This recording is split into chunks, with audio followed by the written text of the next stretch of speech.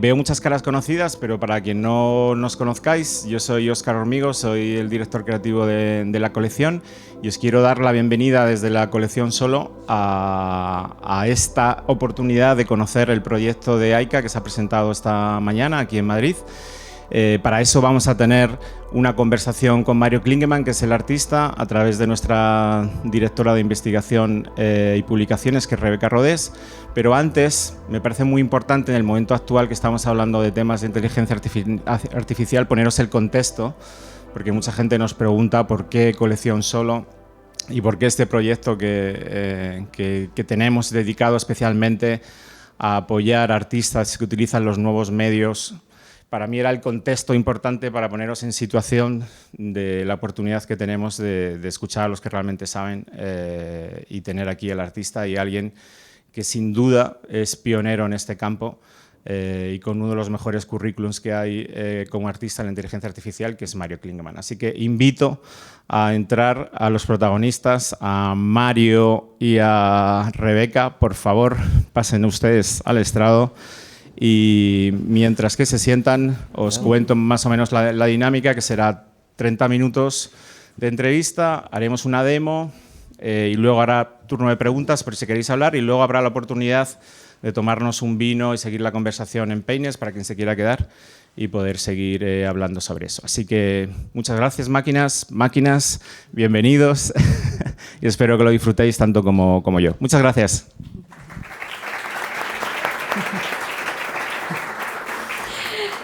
So, good evening, everyone. Thank you for being here. Thank you very much, Mario, for joining us and for giving us this opportunity to chat about your latest project. So, we're all very excited to meet A.I.C.C.A in person, in Dog, and see what it does live.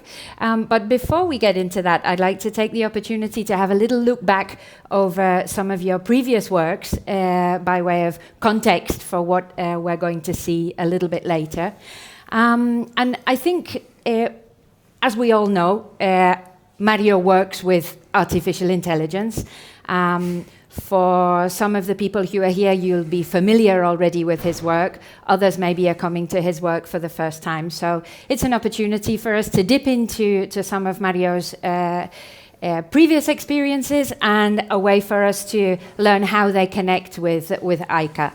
So AI couldn't be a hotter subject right now. It seems like every time you read a news item, there's AI in the news. There's everything from industry leaders telling us about an AI apocalypse to AI evangelists convincing us that AI is going to solve everything from the climate crisis to cancer.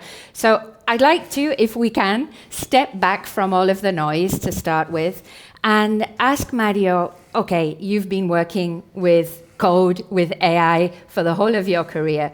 For you as an artist, why is this your chosen media? What does AI offer you? What are the creative adventures that it gives you compared to the other options you could have chosen? Yeah, thank you, Rebecca.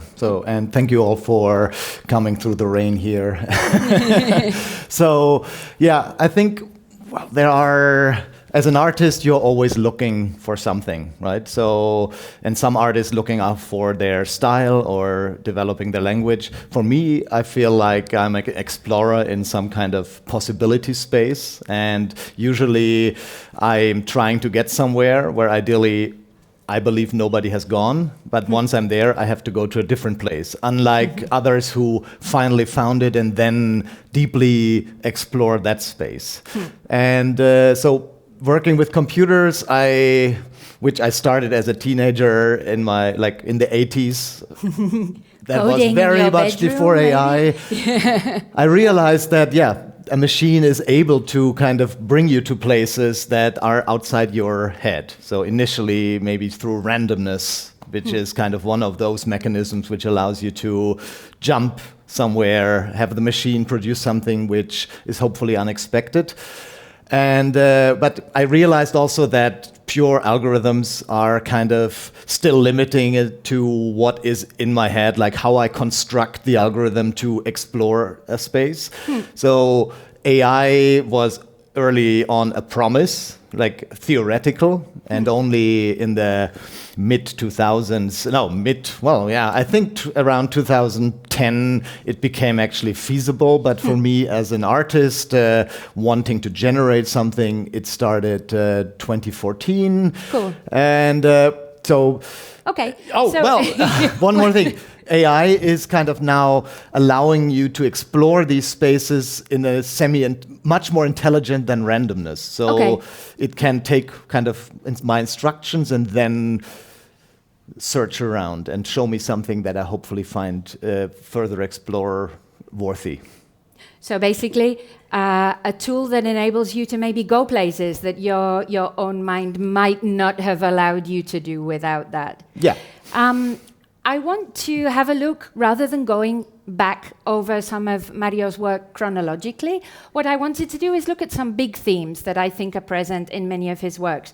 For me, looking back, I think one of those first big themes is basically how machines see. So right up there you have work that Mario did in 2015, The Order of Things. This actually won the British Library Lab Artistic Award back then.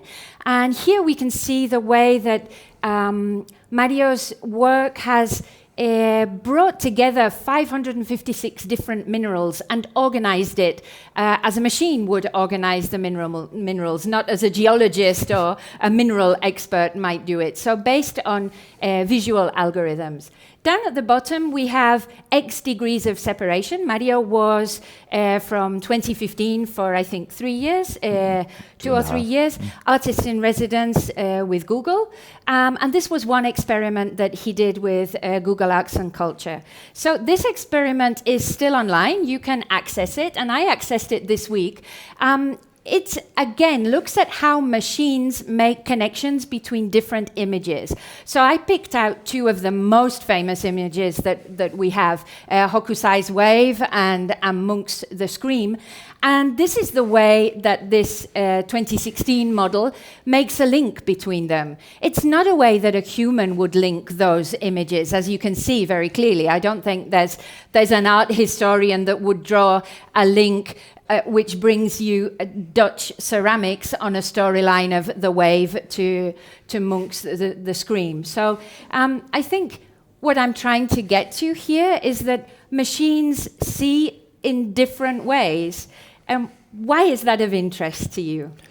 Oh, because I always think that only using your own perspective to look at things might limit your in seeing certain things, and sometimes a different person's perspective or a machine's view on it might trigger some new ideas or might allow you, like in the case of X degrees of separation, to discover things that are usually falling out of our attention. Because, I mean, who is interested in ceramics? I mean, there are a lot of people who are, but personally, I wouldn't start my search by looking at a plate and say, oh, actually, this pattern is promising. So here in Madrid, one image that we've all seen plenty of times is the Garden of Earthly Delights. This is the Garden of Ephemeral Details. And many of you will have seen Mario's work at Matadero. This was included in the exhibition that we curated and co-produced with Matadero last year. This work is live. So here the machine in real time is repainting pixel by pixel on Bosch's masterpiece. And this is an interesting case because sometimes the machine sees in ways that are surprising. For example, it interprets craquelure in the paint as part of the structure of the story or the narrative, or even the frame, and interprets the frame in a different way. Talking about live works, we should look at the next big theme that I wanted to discuss with Mario, and that is the idea of not only how machines see, but how machines generate images. Here we have The Butcher's Son. This won Mario the Lumen Prize Gold Award back in 2017. This was prehistory in terms of AI. So 2017 is like a really long time ago when we're talking about AI. And this was a still image. But as we saw with the garden, what Mario has done an awful lot of is create live works like Bestiary, which you can see here in our library, and works like Memories of Passers-by, which in real time generates an infinite stream of portraits. It's performative in the sense that it's always changing. This was the first live AI work to be auctioned at Sotheby's back in 2018. Mm-hmm. So in this step from still to live, I wanted to ask you, Mario, how does that make you feel as an artist when you let go of the machine? Do you feel vulnerable? Do you feel expectant? Do you feel a little bit superfluous? No, I mean, building a machine like Memories of Passers-by is a thrill in that sense. Like, I don't know, a thrill is the wrong word, but it's like being a parent and then having a child and letting it go. So up to a certain point, you can still kind of try to form it after your own image or after your own ideas.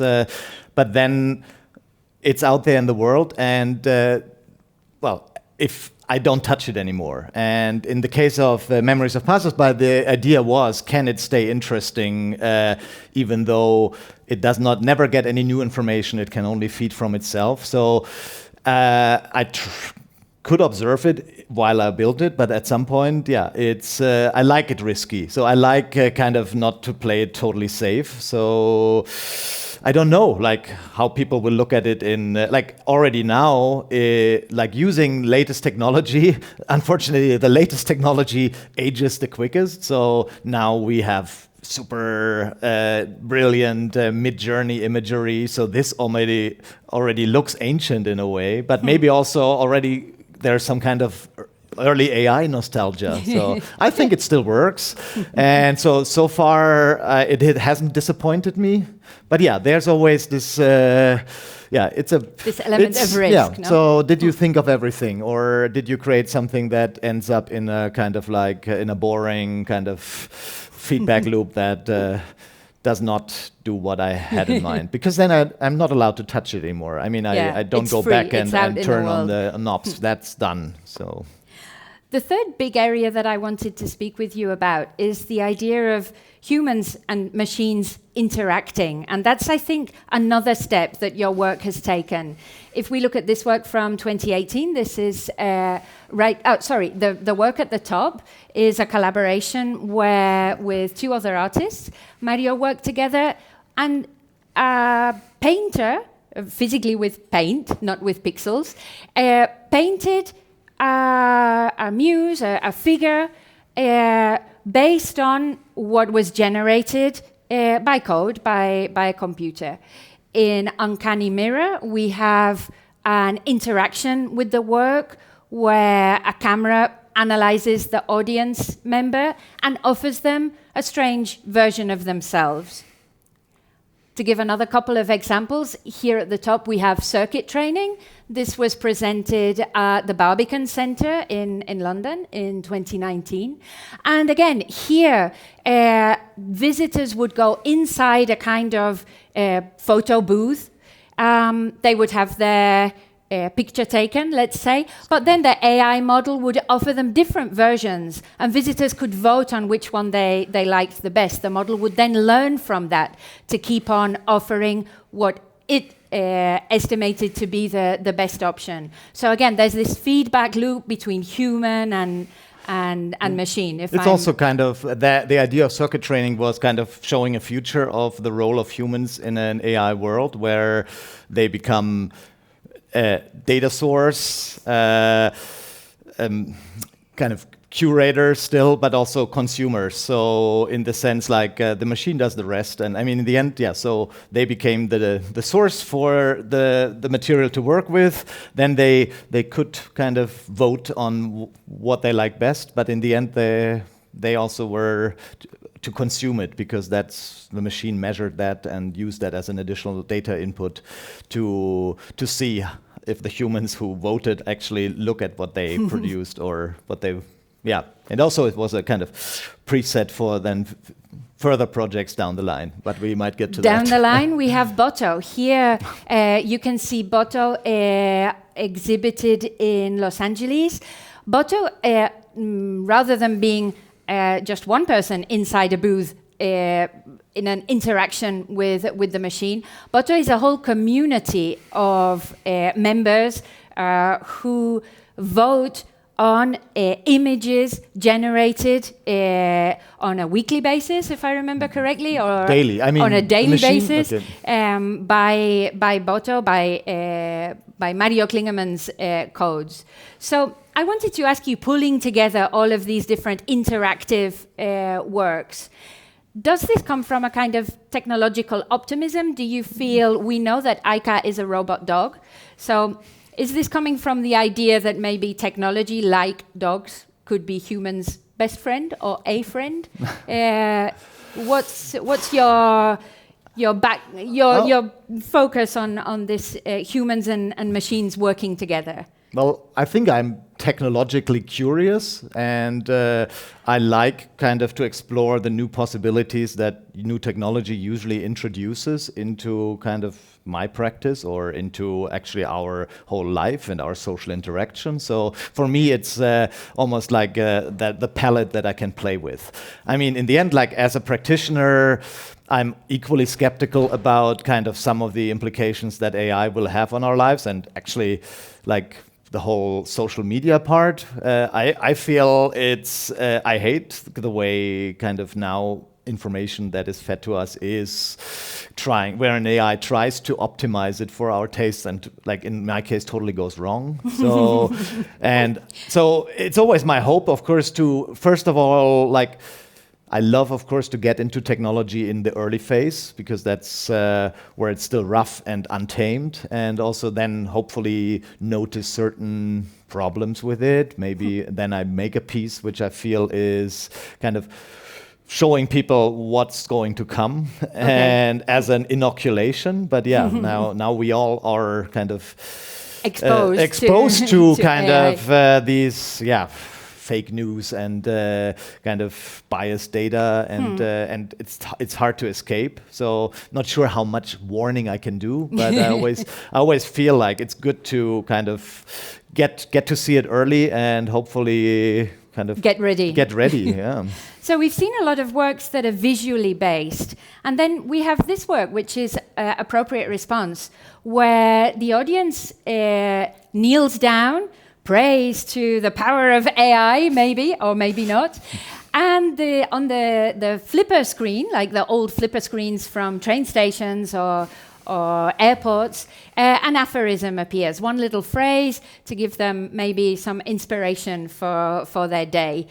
Like A.I.C.C.A, this is a work based on language, and I think for a lot of people they might see a sudden difference there between visually generative works and then works based on language. For you, is that a break in your practice or a continuation? No. How do you see it? No, for me, it's all information. So I mean, coming from information theory, and so anything in the end is some form of data. And especially like working with AI, it becomes more and more apparent that text can live in the same space as images. In our heads, there is kind of things are getting muddy. We tend to split up visuals, music, texts, but reality, they all kind of influence each other.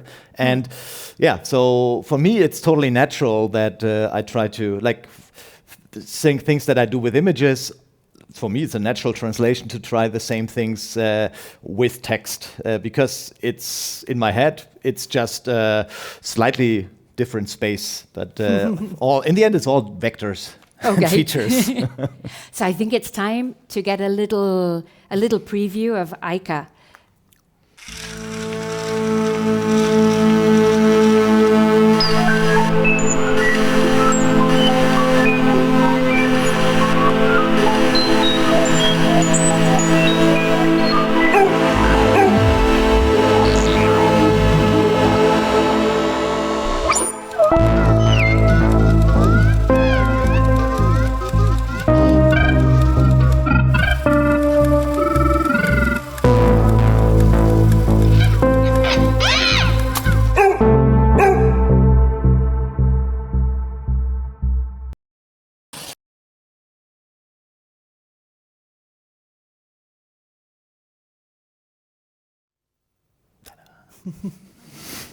So Of course, we're going to see A.I.C.C.A a little bit later, but that's a teaser.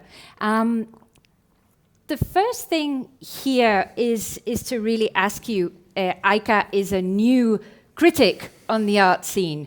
And here, literally, we have A.I.C.C.A's camera eye. Tell us a little bit about A.I.C.C.A's perspective, or eye. What attracts its attention? What is A.I.C.C.A's criteria in choosing and analyzing one artwork? Well, first, of course, A.I.C.C.A has to be able to recognize art, and that is maybe already a provocation in itself, because art can be many things. So it was trained on if you went through this space, what you typically would also look at and say, oh, that's a painting or that's a sculpture. Actually, A.I.C.C.A mainly is looking for paintings, because I tried sculptures, but then in practice it turns out if it recognizes sculptures, it very easily mistakes humans for pieces of art. And for now, I decided let's not go there. So, well, if A.I.C.C.A comes into a space, it will look around and, hopefully detect pieces of art. Then it will kind of check if it has already seen them before, if they kind of fit into kind of its current mood or taste, and but usually it will pick one it sees. Look closer, like you see it has two eyes, so it has the wide angle and the zoom, and zoom in, try to take a good picture, and then it has to send it to a bigger server where the photo gets analyzed based on multiple criteria. So it uses various models to detect basics like objects, like trees and houses or persons, but it also kind of uses other models which are able to get more of a subtext, like saying, "Oh, this is an abstract. This is an abstract style, or this looks very postmodern." So, I mean, it's very subjective, but yeah. And it also compares it to kind of known artworks, trying to contextualize it in that sense, like, "Oh, this looks similar, like." Something, I don't know, some artists. And if I understand correctly, it's learning all the time. Yeah. So the more it sees, the more knowledge it has to prepare its critical text. I mean, yeah, exactly. It remembers everything it has decided to judge, because at the moment it's almost like a blank slate. And I didn't give it any preferences. So at the moment, whether it likes something or it kind of finds it boring or hates it is based on its whims. So, cool. But yeah, over time it will recognize, oh, this is kind of feels similar to something I've seen before, and I hated it, so probably I still hate it. But yeah, so it kind of extracts all these concepts and then produces a prompt. Because in the end, of course, behind its whole writing kind of capabilities is the model that we all use now, so GPT. And so it prepares a prompt which kind of tells it that it is a really good art critic. I mean, of course, I will not share the kind of everything that goes in there, but it gives it all the information it can get, which at the moment is really just the visual part. It's almost like a very limited critic, because really, I mean, usually a critic should kind of know something about the artist who made it, or maybe the title of the work, or kind of how it fits into all this context. This will come later, but at the moment, it's purely based on what it sees. Cool. As we can see, the critique is delivered out of the backside of A.I.C.C.A the dog.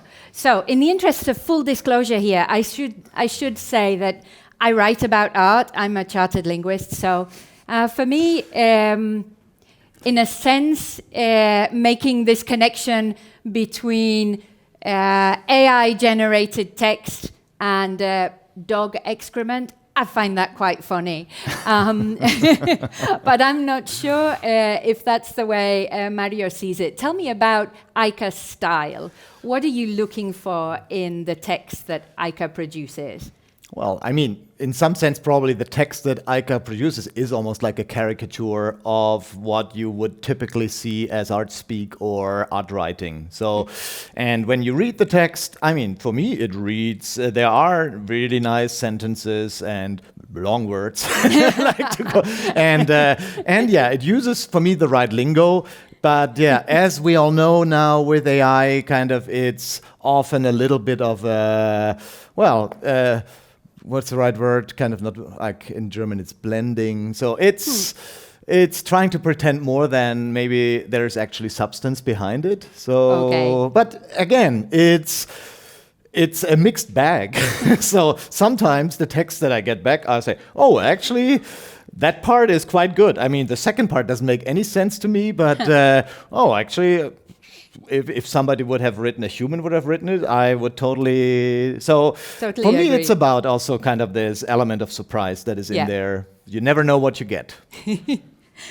It's not often that you get to sit in a space like this, in an art space, and literally talk about pooping robots. So I thought it was a good time to bring in a historical reference. So here we have Jacques de Vaucanson with a digesting duck. This is one artist's imaginary version of how it worked, but the digesting duck existed. It was an automata from the 18th century, a very famous one, one of the pioneers, let's say, in automata. I do see A.I.C.C.A as a kind of automata for the age of AI, which is why I brought the digesting duck into the conversation. Would you agree with that perspective? What's your take on that? I mean, in the end, I remember now that I had heard about this dog before, but I thank you for bringing it up again, because I find it totally fitting, and it's part of that lineage. I mean, in the end, this was also like high tech back then, absolutely high tech, and it was also meant as a spectacle or to impress people, and of course that's what A.I.C.C.A is also about. So absolutely. We'll talk a little bit about spectacle in a second, but I wanted to have a look at one thing which attracts a lot of people's attention with A.I.C.C.A, and that's the vintage kind of feel.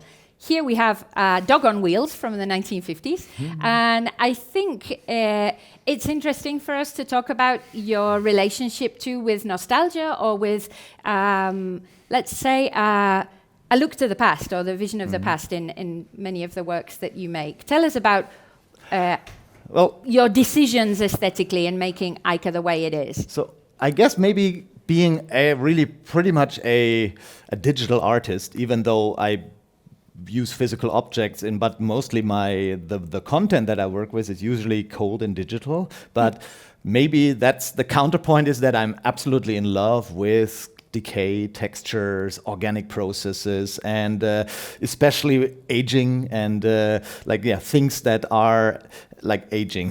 and so yes, I'm absolutely a fan of natural history museums, taxidermy, and so yeah, it felt just naturally to kind of use this form, which looks like a toy, non-intimidating. I mean, I could have gone and used a Boston Dynamics robot, but I felt that would send the wrong message, because I don't want A.I.C.C.A to be feeling like intimidating, but rather something you want to invite into your space and maybe touch it. And so yeah, and here it is. It's cute. Yes, it's cute. I mean, it's I mean, that's of course also part of the plan. Right. I mean, taking a picture of a Boston Dynamics robot is kind of like almost like you take a picture of an iPhone. So A.I.C.C.A has personality, and there's only one. So maybe so. And so we get to that, I guess. Like this is connected to another question, which I think is you were talking previously about social media, and one of the phenomena of social media, of course, is the obsession with cats and dogs. I mean, there are huge numbers of pet influencers. I discovered in the process of learning a little bit more about Mario's work that there exists the term popfluencer for a dog influencer. So is A.I.C.C.A set to be a performative popfluencer? Is that your plan? Maybe it's a poopfluencer. Maybe a poopfluencer. Yeah, I don't know. But yeah, of course. I mean, it's definitely kind of A.I.C.C.A's purpose is to be invited to travel, and in order to do that, it has to have some appeal that people want to be seen with her. It. And yeah, I think I felt like a dog is something people maybe like to share, rather if I had created some kind of human puppet or something. So no, it felt for me just that in a natural shape for something to, well, go viral, hopefully. Cool. Or go big. And A.I.C.C.A already has its own Twitter account, so if you fancy following A.I.C.C.A and reading its critiques, you can. Okay, we were talking about spectacle, and we mentioned the very first 18th, 19th century automata shows. Here we have the advert for Professor Gentry's famous dog and pony show. They're not automata, they are literally dogs and ponies. And here we have a program from Robert Houdin's theatre. And this is the Harlequin, a little automata that he had. Robert Houdin actually took apart that digesting duck to prove that it didn't really digest anything. It just had very clever mechanics inside. So there is this crossover, which I think for Mario is interesting too, between magic and technology and spectacle. I think I'm right in saying that you're interested in A.I.C.C.A in the context of criticism as spectacle and the art world as spectacle. Tell us a little bit about that. Yeah, so I mean, criticism is also entertainment. I mean, of course, it has also, let's say, an educational role, but a lot of it is kind of also enjoyable for us to watch, right? Like, what's nicer like than seeing somebody getting scolded and well, you're not the victim. So, and of course we see that now all over the place. There are these YouTube shows where we watch people watch something, or of course all these TV shows about talent, whatever, you got talent for dancing, for acting, and then, but well, the most important part is of course the jury, which with their comments. So I guess A.I.C.C.A plays in that field too, trying to kind of, we enjoy watching what's going to happen and what will the judgment be. And at the same time, of course, there is this kind of not very subtle message that I believe that at least 50% of what happens in the art world is bullshit. The problem is only that you don't know which 50%. So, I mean, probably it's more than 50. So, of course, I mean, there's a lot of, art wants to get taken serious, I think, and is getting taken very serious. But having been in this field now, I realize there's so much, magic, sleight of hand happening, and so maybe this is my way of commenting on it in a not too evil way. Yeah, so. In a humorous way, in a very tongue-in-cheek way. I think always if something tries to be taken serious, you have to also have the gesture, which is kind of allowed to kind of not tell the truth, but kind of pull the finger. So here we have the idea of A.I.C.C.A as a performer. Mario's mentioned that he sees A.I.C.C.A as a performative sculptor, a provocateur, a critic that can travel. A.I.C.C.A is currently open to invitations to museums, art fairs, and places to go, but we don't have to travel today. Stay in your seats, because I think it's probably now the right time, after we've chatted about your background, we've chatted about A.I.C.C.A. I think we're all eager to see A.I.C.C.A in action. So I think it's the time for us to get up and go and invite the real protagonist of the evening. And we'll be back later in case you have any questions after we've seen A.I.C.C.A in action. Excellent.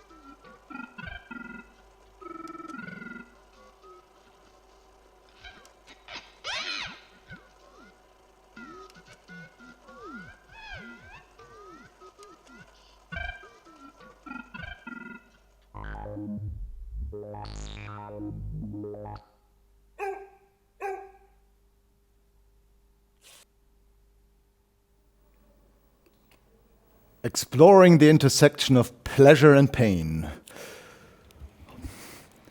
The body is gesturing and offering a tender vulnerability to the viewer. Meanwhile, it is juxtaposed with the hut, a structure that is simultaneously provides shelter and security while also marking boundaries, itself a kind of body. The painting forces us to consider how the seemingly disparate elements come together in unexpected ways, while the body offers a sense of openness, possibility, and sensibility. Its placements against the hut reminds us of longing and safety. The invitation to explore these contrasts extends beyond the surface meaning. Even the lines between foreground and background become hazy as we are part of an experience unfolding in real time. As an observer, we too are invited into this space, but must do so with careful attention. The painting encourages us to confront our own beliefs about what can be seen and not seen, a visual metaphor for understanding pleasure and pain. A.I.C.C.A, Espacio Solo Madrid, 7th of June 2023 at 8 o'clock. Well, thank you, A.I.C.C.A.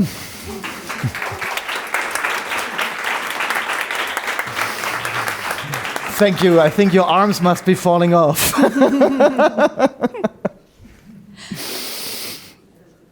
So we should mention here that the work A.I.C.C.A just critiqued is The Butcher's Son by Mario Klingemann. So how does it feel to have your work analyzed by your own robotic dog? Well, it's frightening. I mean, I think I got away lucky, so it was in a good mood. I have no idea where it saw that hut. Where it saw a hut, but yeah. in a way, actually looking at it, you say, okay, maybe it's kind of the wall of a hut, and it's just seeing more. But yeah, so there are these things where definitely. But I mean, pleasure and pain. I could totally see that. So I found that pretty fitting. So yeah, I mean, I will keep that one. Keep that one. Yeah.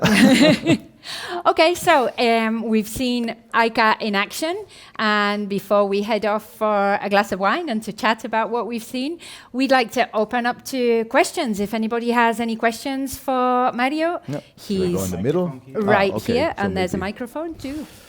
Wow. Oh, this is You the dare? horrible silent moment Yeah, where... right. Oh, there is a question. Oh, there's a question. Hi, sorry. I'm not sure if this works or not. I was wondering if you could give us a bit more of like an insight on the production of A.I.C.C.A and how it actually works and how you got there. Everybody wants to know how the sausage is made. So, well, okay. So, I mean, obviously, I'm not an engineer. So, I work together with two extremely talented roboticists. Their company is called Maed. Core. It's always like because because that means Maria and Eduardo. So together, so I voiced my plans, what I need, what kind of the A.I.C.C.A should do, and then together we developed its final form and the whole choreography. Inside, of course, there is a smaller computer which is able to run neural networks, which kind of, as you know, as you might not know, to do really big computation, you need these huge GPUs which make a lot of noise and needed. So we would have to have built a gigantic dog. So, well, all that works there is kind of actually working. So the model that recognizes the art is a model that I had trained on actually footage from art fairs, from galleries, museums. So I manually kind of marked everything that I recognized as art pieces. So kind of really you go through videos and I select, okay, this is a painting, here's a painting, and then over time, I gave it more and more data until I felt confident that it's actually kind of pretty good at recognizing it. And then there's the other part where it kind of analyzes the piece itself, which is running on a cloud server. So it has to be connected to the cloud because this is then needing more computation. There is technically there is a clip model behind it, which is this special model that allows to find has embedded text as well as images in the same space. So and it's a public model which has been trained on again a huge amount of data and which allows it to see all kinds of things. So trees and houses, but at the same time also very kind of abstract concepts. So it uses that to analyze the image, and then of course there's the third part, which is the prompting part, which kind of required some time to kind of. It's really like you paint the prompt. So you go and try to find the right words so that the result is consistent. Because the tricky part, especially with AI models that you didn't train yourself, is that you really never know kind of if you covered all your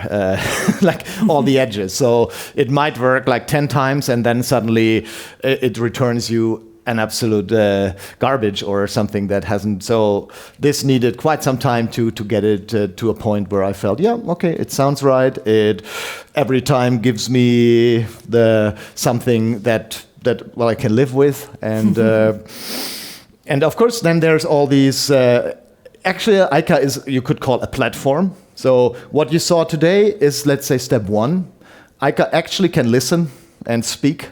Theoretically, you heard the sounds, but the listening part will become important in the second step, where, as you heard, like A.I.C.C.A can only judge art on what it sees. But of course, a human art critic gets a lot more input. So there will be a way for me or whoever is the dog minder to kind of give verbal suggestions or verbal help, saying like, oh, you are standing in front of a painting titled, The Butcher's Son, The Butcher's by Mario Son by Klingemann. Mario Klingemann. Oh yeah, that's a good example. And then the machine is able to do research. Of course, it is able to do that very quickly. So it can actually look up who is this, what did they do before, and put that as well into the prompt and make an even more informed decision. So maybe now it's kind of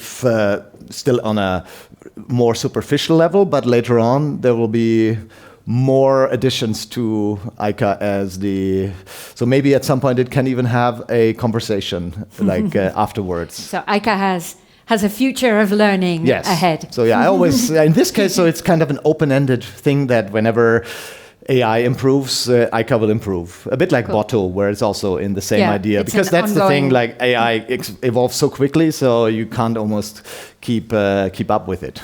So having it nailed down in time would probably be a waste of opportunities. Thank you very much. It's congratulations, by the way. Thank you.